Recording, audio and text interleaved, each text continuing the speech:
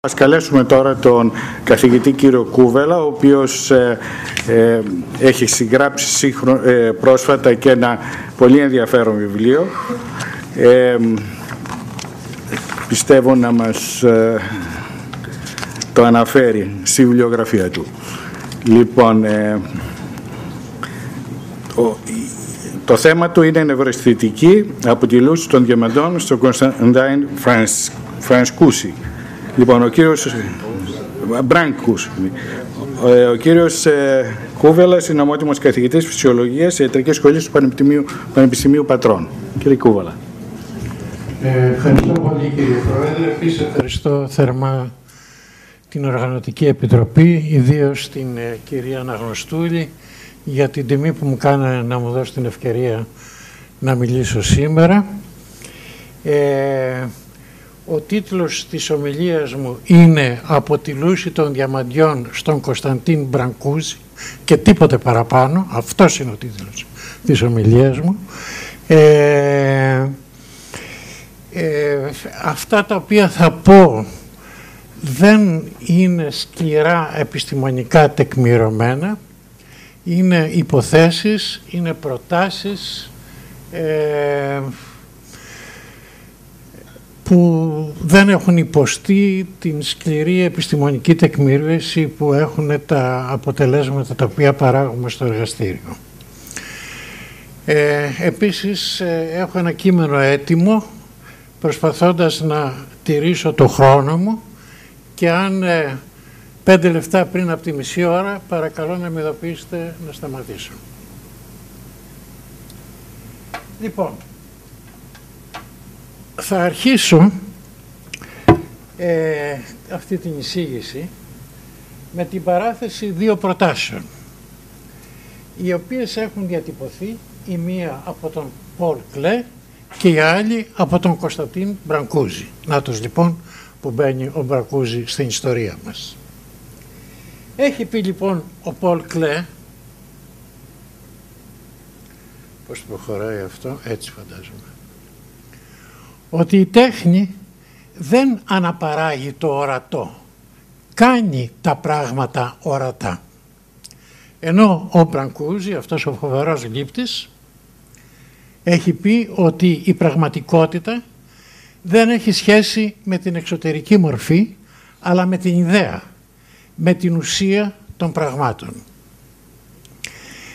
Τώρα, αυτές οι 2 απόψεις αυτών των καλλιτεχνών μου θύμισαν και νομίζω ότι μοιάζουν πάρα πολύ με αυτό που πριν από μερικά χρόνια έχει διατυπώσει ο Ούλρικ Νάισερ, ο οποίος είναι ένας από τους θεμελιωτές της σύγχρονης νευροψυχολογίας ή γνωστικής ψυχολογίας.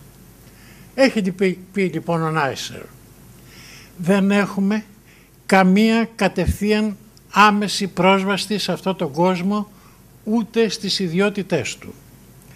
Οτιδήποτε γνωρίζουμε για την πραγματικότητα έχει διαμεσολαβηθεί όχι μόνο από το όργανο των αισθήσεων, αλλά και από περίπλοκα συστήματα του εγκεφάλου που ερμηνεύουν και επανερμηνεύουν την αισθητική πληροφορία.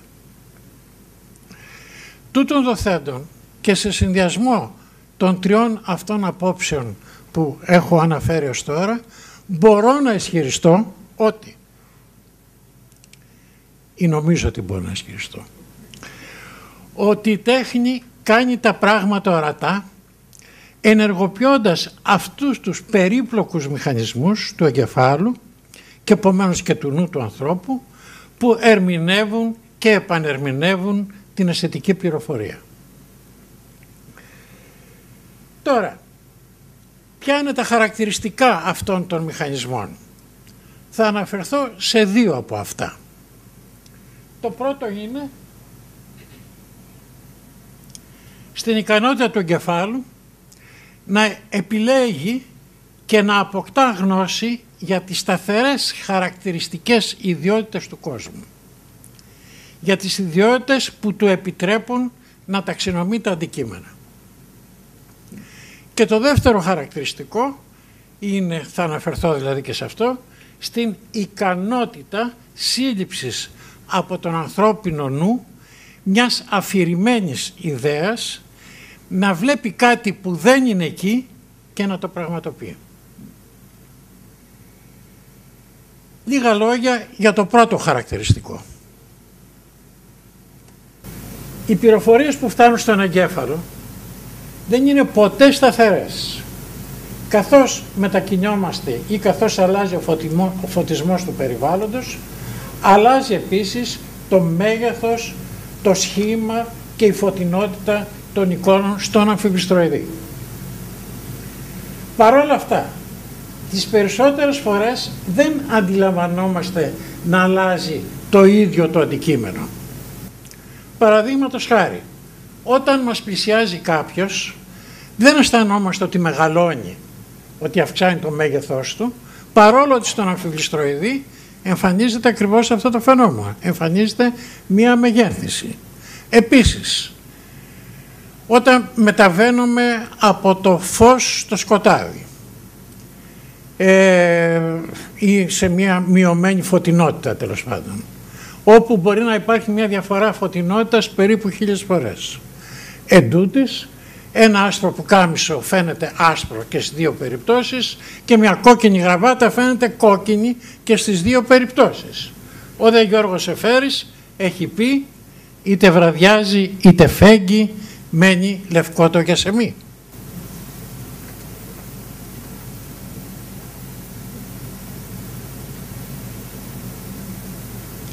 Η ικανότητά μας να αντιλαμβανόμαστε το μέγεθος και το χρώμα ενός αντικειμένου ως σταθερά δείχνει σαφώς τι είναι σημαντικό για τον ανθρώπινο εγκέφαλο.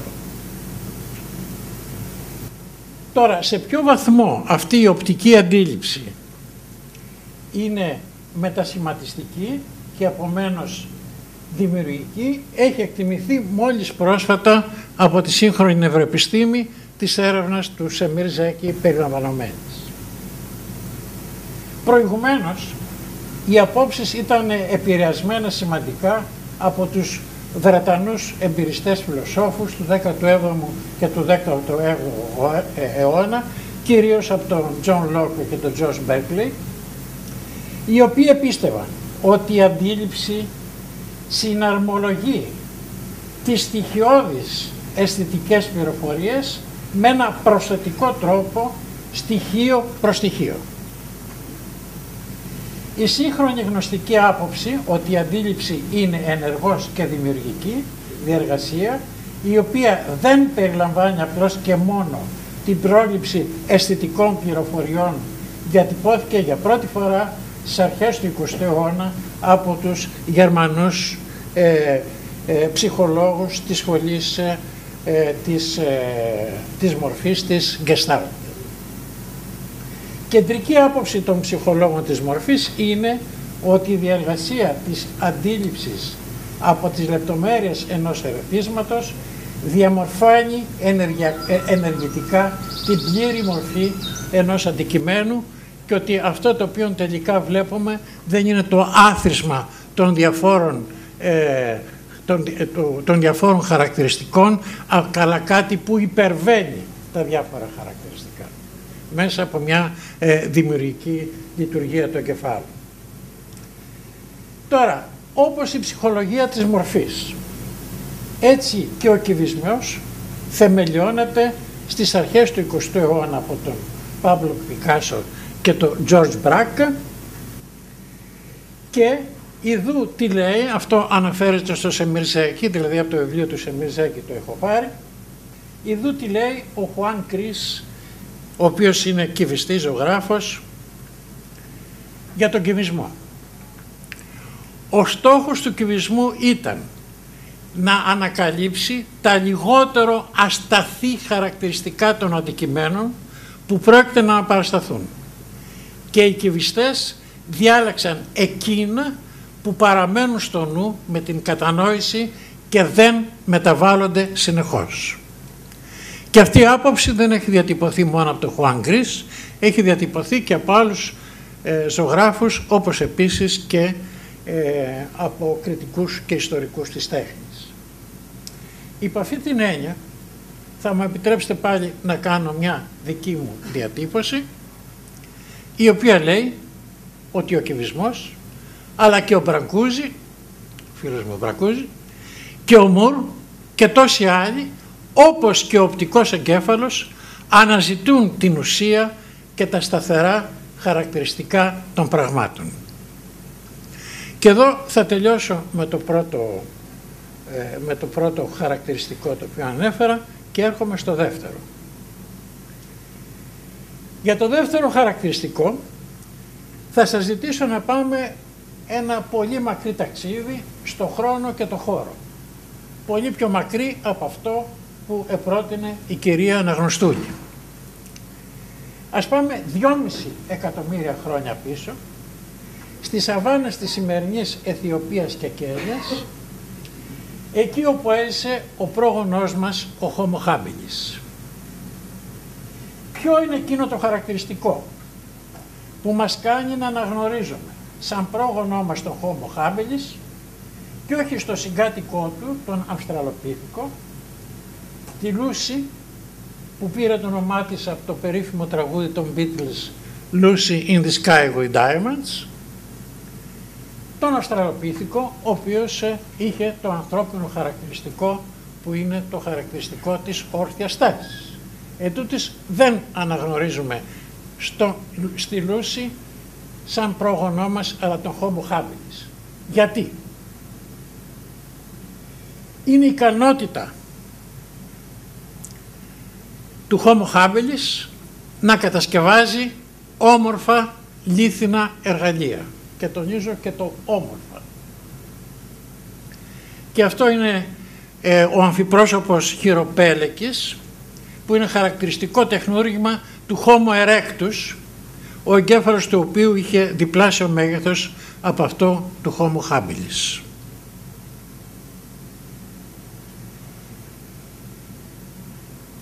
Στη λιθοτεχνία του Homo habilis διακρίνεται η πρωτομησιακή χρήση του δεξιού χεριού, που δεν εμφανίζεται στους πυθίκους και υποδηλώνει τη διαφοροποίηση της λειτουργίας των δύο εγκεφαλικών ημισφαιρίων.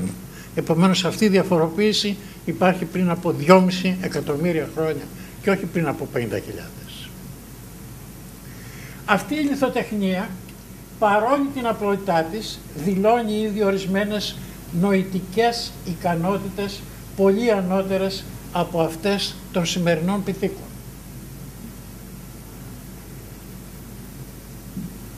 Που είναι τον ακριβή υπολογισμό της γωνίας κρούσης, τον συντονισμό των κινήσεων και τον υπολογισμό της δύναμης κρούσης.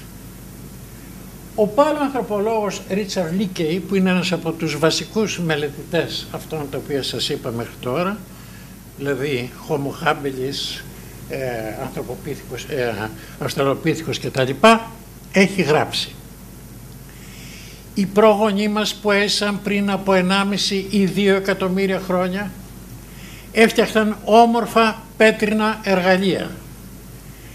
Για να φτιάξεις ένα τσεκούρι από ένα κομμάτι πέτρα, πρέπει να είσαι ικανός να διαλέξεις μια πέτρα που να περιέχει το τσεκούρι προτού το σκαλίσεις. Πρέπει να δεις το τελειωμένο αντικείμενο στο κομμάτι της πέτρας. Αυτή η ικανότητα σύλληψης μιας αφηρημένης ιδέας, να βλέπεις κάτι που δεν είναι εκεί, φαίνεται ότι είναι η βασική ανθρώπινη ιδιότητα. Όμως, αυτά τα εργαλεία δεν είναι μόνο χρηστικά αντικείμενα. Είναι επίσης, όπως φαίνεται και από τις εικόνες που σας παρουσίασα, όμορφα πέτρινα εργαλεία ανέφερα, τα πρώτα έργα τέχνης στην ιστορία του ανθρώπου. Η κατασκευή των οποίων οφείλεται στην ικανότητα σύλληψης από τον ανθρώπινο νου μιας αφηρημένης ιδέας, να βλέπει κάτι που δεν είναι εκεί και να το πραγματοποιεί.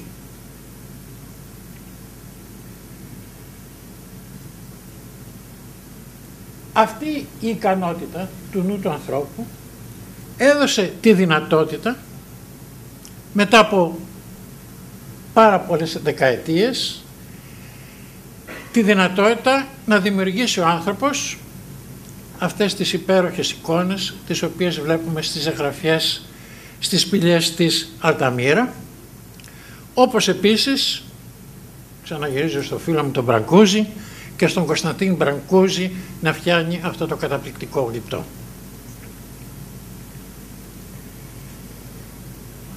Η ικανότητα κατασκευής των εργαλείων από εκείνους τους μακρινούς προγόνους μας αποκτά ακόμη μεγαλύτερο ενδιαφέρον λόγω του γεγονότος ότι μετέφεραν είτε τα εργαλεία αυτά καθεαυτά, είτε την ύλη από την οποία κατασκεύασαν τα εργαλεία τους σε αποστάσεις πολλών χιλιόμετρων.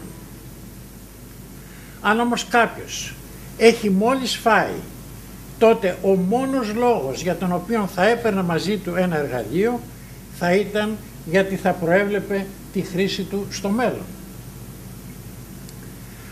Αυτό το ταξίδι του νου μέσα στο χρόνο υποδηλώνει την ικανότητα αναγνώρισης του εαυτού στο παρελθόν, το παρόν και το μέλλον, που αποτελεί βασικό χαρακτηριστικό της συνείδησης ανώτερης τάξης.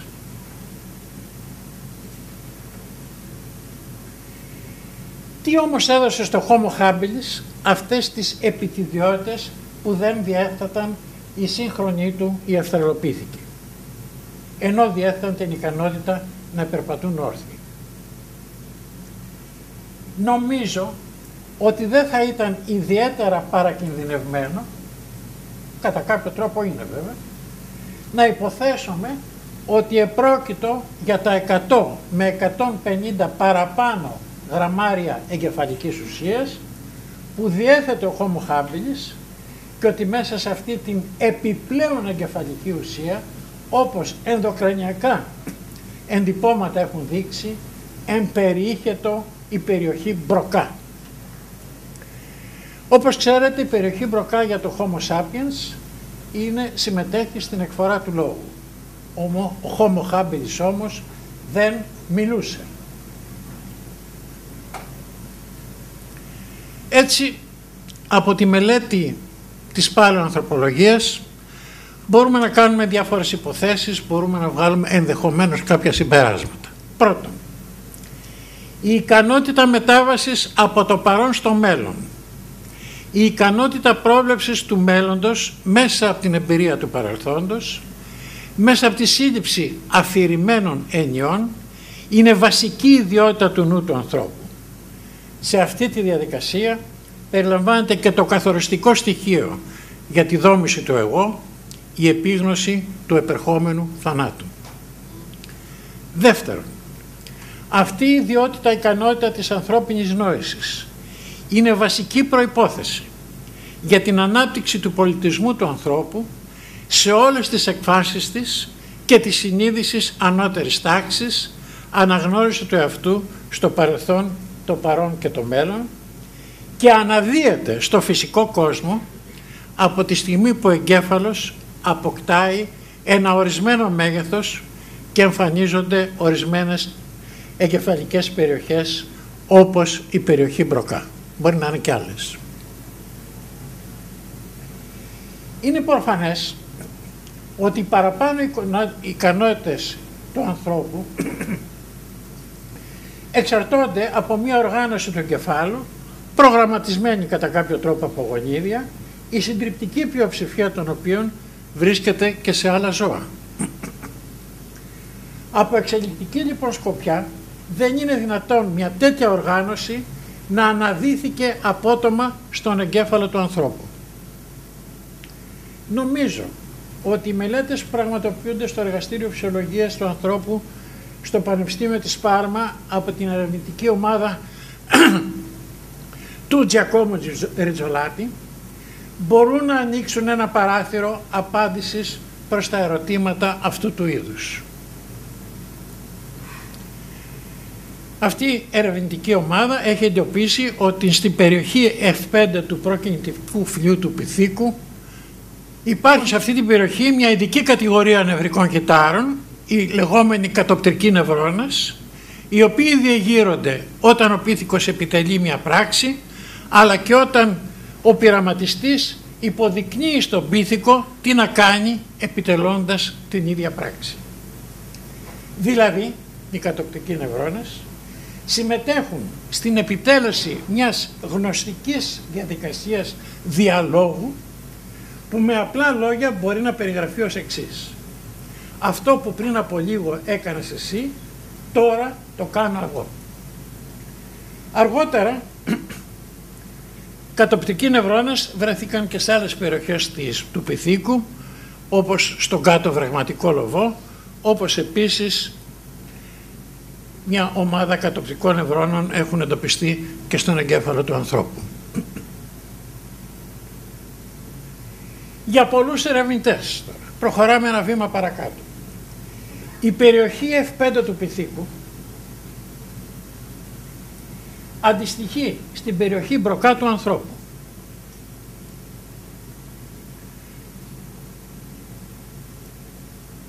Αν έτσι έχουν τα πράγματα,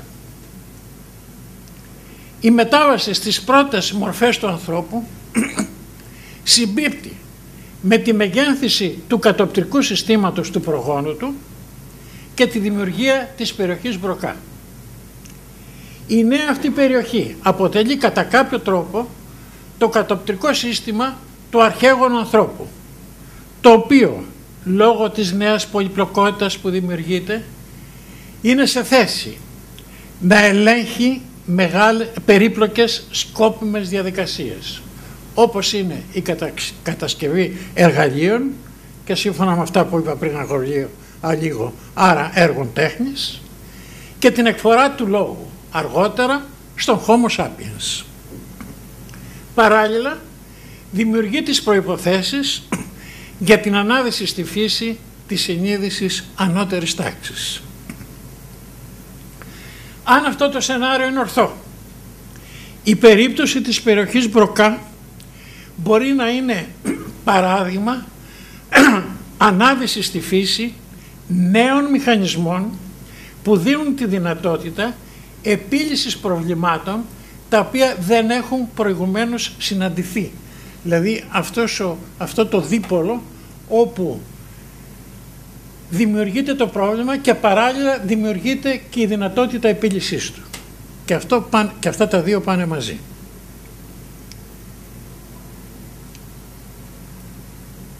Βεβαίως, η εκφορά του λόγου αφορά την περιοχή μπροκά του εγκεφάλου του Homo sapiens και όχι του Homo habilis. Και οι δύο εγκέφαλοι προφανώς είναι διαφορετικοί. Τούτο δημιουργεί το εύλογο ερώτημα για το κατά πόσον οι δύο περιοχές μπροκά είναι αντίστοιχες. Η απάντησή μου σε αυτό το ερώτημα είναι ότι ένα μέρος της σύγχρονης περιοχής μπροκά, όχι το σύνολό της, του Homo sapiens, όπως και γειτονικές της περιοχές, αποτελούν μέρος του μετοπιαίου κατοπτικού συστήματος του σύγχρονου ανθρώπου.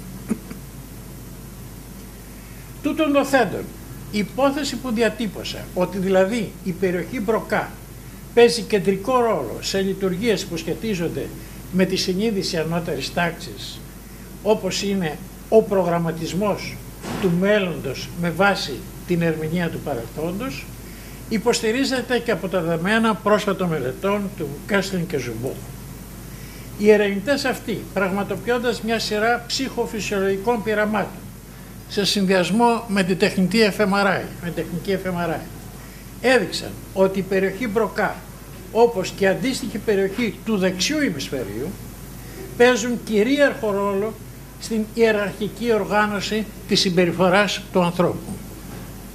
Δηλαδή, φαίνεται ότι η περιοχή μπροκά και η αντίστοιχη περιοχή του δεξιού ημισφαιρίου αποτελούν μέρος του συστήματος περιοχών του προμετωπιαίου φουλιού που προγραμματίζουν τη συμπεριφορά με βάση τη χρονική επέλευση και την ιεραρχία των επιμέρους πράξεων. Μια άλλη περιοχή που εντάσσεται στο πλαίσιο αυτών των λειτουργιών είναι το πεδίο 46, το οποίο μελετά ο Μιχάλης ο Πετρίδης. Με άλλα λόγια, οι μελέτες των Κέσλιν και Ζουμπό αναδεικνύουν ένα γενικότερο ρόλο της περιοχής μπροκά, πέραν από την εκφορά του λόγου, στην οργάνωση και προγραμματισμό της συμπεριφοράς του ανθρώπου, τη σύνδεση του ατόμου με το μέλλον και που αποτελεί προϋπόθεση για τη δημιουργία έργων τέχνης και στοιχείο της συνείδησης ανώτερης τάξης. Παρόμοια συμπεράσματα είναι δυνατόν να εξαχθούν και από τις μελέτες άλλων ερευνητών, αλλά και από τις μελέτες που αφορούν τη σχέση της περιοχής Μπροκά του δεξιού ημιστηρίου με τη μουσική. Ένα ακόμη χαρακτηριστικό της νευροαισθητικής. Φαίνεται λοιπόν ότι στην περιοχή Μπροκά του αριστερού ημισφαιρίου του εγκεφάλου του Homo sapiens έχουν εγκατασταθεί οι κανόνες γραμματικής και του συντακτικού. Για καθολική γραμματική μιλάει ο Νόαμ Τσόμσκι, γεγονός που της δίνει τη δυνατότητα του προγραμματισμού των κινήσεων των μειών και του προσώπου, δηλαδή των μειών που εκφράζουν τον λόγο, τη γλώσσα, για τη σωστή εκφορά του λόγου και στη σωστή χρήση της γλώσσας. Τελειώνω λέγοντας ότι ενδεχομένως τα τελευταία χρόνια η νευροεπιστημονική έρευνα έχει αναδείξει περιοχές του εγκεφάλου οι οποίες παίζουν εξειδικευμένους ρόλους στην πραγματοποίηση λειτουργιών που σχετίζονται με τον πολιτισμό ή τη συνείδηση. Τούτο δεν σημαίνει ότι πλησιάζουμε στη δημιουργία ενός παραγωγικού μοντέλου για τη συνείδηση ή την νευροαισθητική, στο οποίο μπορεί να μην φτάσουμε ποτέ. Σημαίνει όμως ότι νέοι συναρπαστικοί ερευνητικοί δρόμοι έχουν ανοίξει. Άλλωστε, όπως έχει πει και ο ποιητής, εδώ και πολλά χρόνια ο δρόμος και όχι το τέλος είναι που αξίζει. Ο δε Καζαντζάκης στη δική του Οδύσσια λέει ότι ο Οδυσσέας γρήγορα εγκατέλειψε την Ιθάκη για να ρηχτεί σε νέες περιπέτειες. Σας ευχαριστώ που με ανεχθήκατε.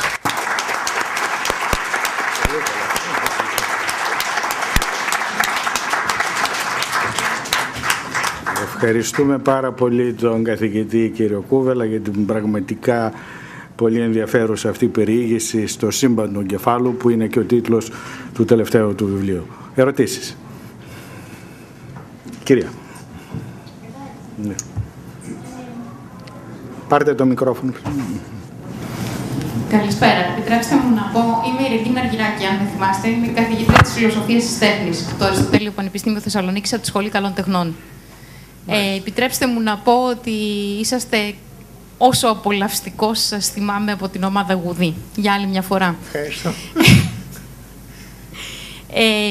Θέσατε ένα πάρα πολύ σημαντικό ζήτημα, για το οποίο εγώ θα ευελπιστούσα περισσότερη διαπραγμάτευση. Θέσατε το ζήτημα των ιδιωτήτων ως μία παράμετρο ενός ορισμού του έργου τέχνης σήμερα, φιλοσοφικού ορισμού. Δυστυχώς δεν έχουμε κι άλλους. Πράγματι, υπάρχει αυτή η καταραμένη διαμεσολάβηση που έχει απασχολήσει τους φιλοσόφους της τέχνης από το Wolfheim, το Searle μέχρι σήμερα, συνέχεια. Η διαφορά ανάμεσα στην ιδιότητα και στο γεγονός ότι βλέπουμε ποιότητες. Το πολύ παλιό κλασικό τρίκ στην χρωματολογία του Itten. Βάζω ένα γκρίζο δίπλα στο μαύρο και το βλέπω ανοιχτό και το ίδιο γκρίζο δίπλα στο λευκό το βλέπω σκούρο. Ουσιαστικά στο πεδίο της τέχνης έχουμε απτό όλο το πρόβλημα που έθεσε και ο προηγούμενος ομιλητής, κατά πόσο επικοινωνούμε όντως με την πραγματικότητα. Το παλιό πρόβλημα του Μπάρκλεϊ, ουσιαστικά. Λοιπόν, το θέσατε και νομίζω ότι είναι πάρα πολύ σημαντικό ότι αυτό και η διαπραγμάτευσή του είναι ζήτημα του ορισμού της συνείδησης. Επίσης, θέσατε τον ορισμό της ανώτερης συνείδησης, που σημαίνει μια διαφοροποίηση ανάμεσα σε αυτό που λέμε consciousness και σε αυτό που λέμε awareness. Είναι ένα από τα μειονεκτήματα του Νταμάσιο αυτό. Δεν το διαχωρίζει επαρκώς, καθόλου. Όχι, ο Νταμάζιο έχει κάνει μια προσπάθεια να το διαχωρίσει. Άλλοι δεν το διαχωρίζει καθόλου. Ας πούμε, ο Φράνσις Κρίκο Μακαρίτης δεν το διαχωρίζει. Ναι, αλλά και ο Νταμάσιο είναι αρκετά ανεπαρκής, διότι νομίζω ότι ξεκινάει από το πρόβλημα του εάν έχω awareness επανερχόμενος από μια νάρκωση, ενώ το ζήτημα δεν είναι εκεί. Είναι πολύ σημαντικό να σκεφτούμε, και νομίζω ότι παλιότερα το έχουμε συζητήσει μαζί, για ποιο λόγο μιλάμε πάντα για την ανώτερη συνείδηση ή για ό,τι λέμε σήμερα προθετικότητα, consciousness και intentionality μέσα από μεταφορές, με μεταφορικό λόγο. Είναι πάρα πολύ σημαντικό αυτό. Αυτό το οποίο επίσης θα ήθελα να επισημάνω είναι ότι από ένα σημείο και μετά μου ξεφύγατε και χρησιμοποιήσατε το νου και τον εγκέφαλο αδιακρίτως. Ναι. Εκεί υπάρχει ένα ζήτημα. Ευχαριστώ πολύ. Ναι. Καταρχήν το πρώτο θέμα που θέσατε με τις ποιότητες και τα κουάλια, προφανώς ξέρετε ότι είναι ένα από τα άλλα προβλήματα. Δεν νομίζω ότι πρόκειται ποτέ να απαντηθούν γιατί, και πιο απλά να το πάμε. Γιατί, ας το πούμε, όταν διεγείρεται ένα κύτταρο από ένα μήκος κύματος, στο τέλος βλέπει κόκκινο χρώμα. Τι θα πει αυτό? Δεν νομίζω ότι μπορούμε να έχουμε μια απάντηση σε αυτό, κατά τη γνώμη μου. Δεν ξέρω. Βλέπω εδώ τη Φωτεινή να συμφωνεί. Φωτεινή συμφωνεί. Εάν έρθετε στα εργαστήρια των καλλιτεχνών όμως, στον Τσελίνη, υπάρχουν κάποιες απαντήσεις, κάποτε πρέπει να τις συζητήσουμε. Εντάξει. Τώρα κάτι υπήρχε, ήθελα κάτι άλλο να μου, κάτι άλλο. Ναι, για τον νου και τον εγκέφαλο. Ναι. Εδώ πέρα τώρα μπορεί να μου πείτε ότι είμαι δογματικός. Αλλά θεωρώ ότι ο νους, η νόηση είναι προϊόν της λειτουργίας του εγκεφάλου. Αυτό. Τώρα... Δεν είναι το cost in the machine, δηλαδή. Τι δεν είναι? Δεν είναι το cost in the machine των εμπειριοκρατών του 18ου αιώνα. Όχι, προφανώς. Εκεί πέρα οι άνθρωποι αυτά ξέραν, αυτά λέγανε. Μην τους θεωρήσουμε ότι ήταν, ξέρω εγώ, πιστοδρομικοί, δεν ξέρω τι. Εκείνη την εποχή δεν υπήρχε καμιά σοβαρή νευροεπιστημονική έρευνα. Αν δεν υπάρχει άλλη ερώτηση, ευχαριστούμε και πάλι τον κύριο Κούβελα.